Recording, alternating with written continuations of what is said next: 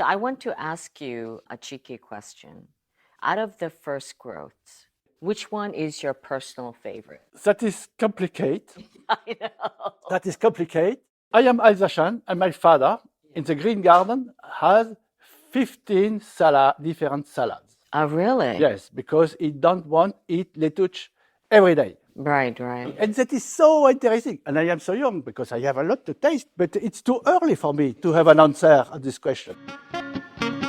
Welcome to another episode of On the Road Edition, hosted by Stevie Kim. Each week, Stevie travels to incredible wine destinations, interviewing some of the Italian wine scene's most interesting personalities, talking about wines, the foods, as well as the incredible travel destinations. Hello, everybody. My name's Stevie Kim, and welcome back to Italian Wine Podcast. We are on a special mission here in Bordeaux. I'd like to call it the Bordeaux Discovery with Bernard Burtschy, our wine expert, of course, of Bordeaux, but more importantly, our wine friend. Bonjour, Bernard. Bonjour. Welcome in Bordeaux. Yes, thank you so much. Merci beaucoup. What we'd like to do with Bernard is that we have been here the past 4 days visiting Bordeaux with Bernard and his friends because he has been doing this for the past 40 years. 40.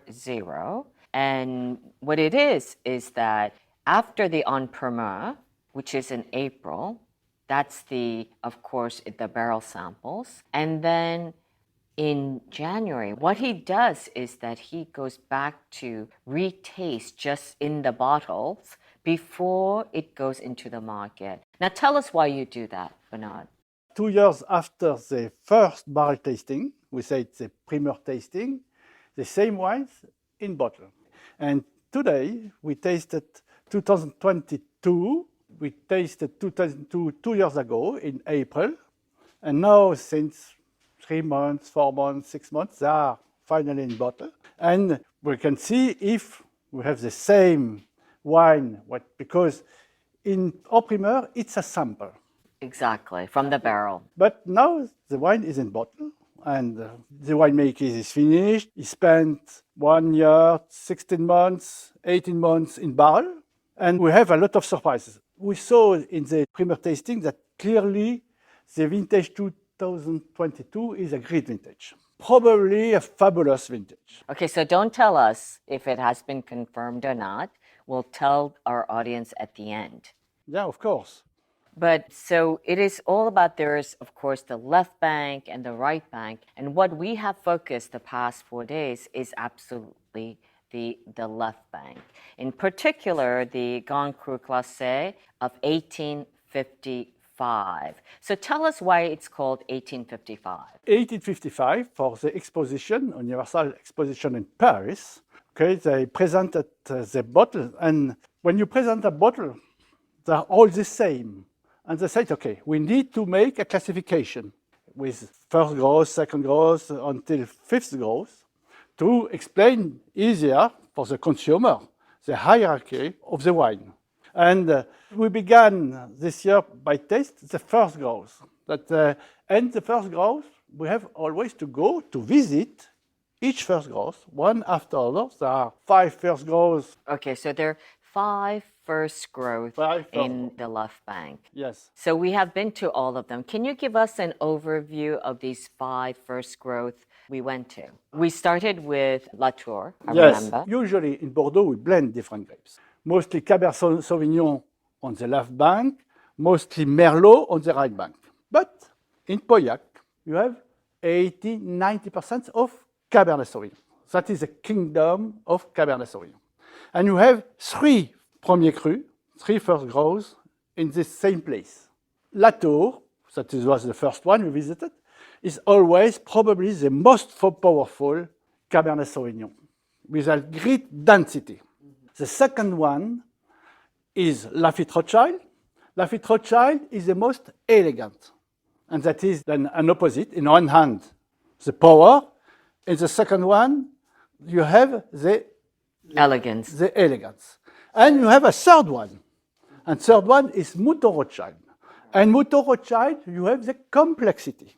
You have the 3 points, the powerful, the most elegant, the most complex. And you have 3 Premier Cru with the same grape. And that is at least 2 centuries, both these 3 centuries, the classification was made because it was formal in 1855, but they began before. And when I taste a wine, I have in my mind 30, 40, 50 vintages of the same wine. Okay, and when I taste 2022 of Latour, and we had a great chance because you can buy this wine in Premier, but not Latour. And we had the chance, incredible chance, to compare 2 great vintages, 2022 And 2016. and 2016. And between 2016 and 2022, they make progress because the world is not stopping in 1855. Aha. The same winemaker, though. With the same winemaker. And they are evolving because the world is changing. You have the global warming. The weather is not the same. You need to adapt your winemaking. And in 2022, it was a bit warmer than 2016. And to see what will be Latour in 10 years, in 20 years, in 30 years. We have some ideas about that. So we did Latour, the most powerful. Yes. Lafite, the most elegant. The most elegant. And Mouton, Rothschild, the most complex. And that leaves the other 2, right? Yes. The number 4 is in Margaux. Right. It's more in south. And that is interesting because Margaux today, you have 80-90% of Cabernet. But usually Margaux is a smooth wine. It's always more supple, easier to drink. Supple, do you mean smooth? Yes, more smooth. When you begin to taste, you prefer Margaux. Yes, I would agree with that. Yes. And the 5th is in the south, but it's not in Médoc. It's in Graves, it's the south of Bordeaux. But it was so well known in 1855 because it was included in the classification. It automatically got included. Yes. As the first. It was at first growth. Okay. But it's not in Médoc. The mix is completely different because roughly you have 50% Cabs, but 50% Merlot. Cabs is always more freshness, more density. Merlot is always more smooth. Round, right. And in Graves Volée, you have always, we don't know why, smoky aromas. In Haut-Brion. Now, Haut-Brion is inside the town, but it was smoked 2 centuries ago too. That is not the cars, because it was always described, was 2 centuries ago, the aromas are smoked. Smoky. Yes, that is the 5th, are completely different. All they age very well.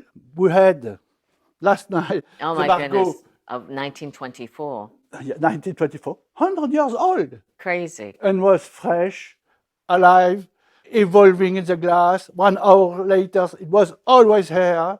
It's incredible. Yeah, I would have never said this wine, just blind tasting, was 100 years old. Yes. So I want to ask you a cheeky question. Out of the first growths, which one is your personal favorite? That is complicated. I know. That is complicated.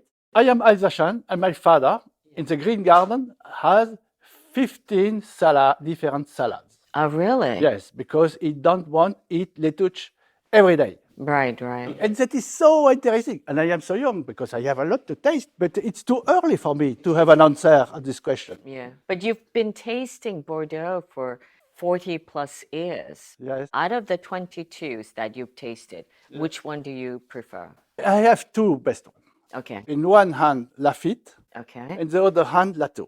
And why? Because the Lafite is most elegant, and Latour, you have this density. You cannot say Picasso, 98 points, Van Gogh, 97. Right. You cannot compare. Yeah.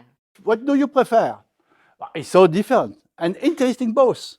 Okay, so here you go, coming from one of the most experts of this world about Bordeaux, Bernard Burtschy. And we're going to close for this session right now, but stay tuned because we will be coming back to go through the various areas of the left bank with Bernard Burtschy, discovering Bordeaux. Stay tuned.